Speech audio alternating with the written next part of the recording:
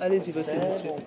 Près de 427 millions d'électeurs sont appelés à voter depuis jeudi pour les élections européennes. C'est le plus grand scrutin démocratique dans le monde après l'Inde et ses 900 millions d'électeurs.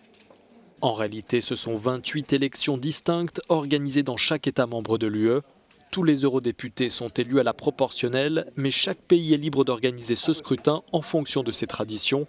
On peut ainsi voter dès 16 ans à Malte et en Autriche, à 17 ans en Grèce.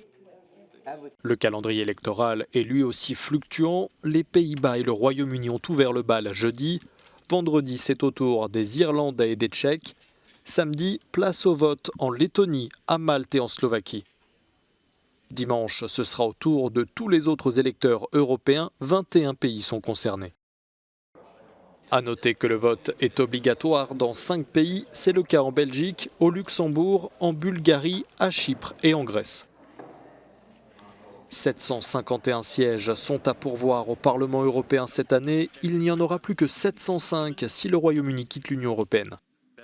Ce sont les députés allemands qui sont les plus nombreux en raison du poids démographique de l'Allemagne. Les Allemands disposent de 96 sièges. À l'opposé, les plus petits pays de l'UE n'ont droit qu'à 6 sièges chacun. C'est le cas de Malte, de Chypre ou du Luxembourg. Principal inconnu de ce nouveau scrutin, le niveau de participation à l'issue des élections.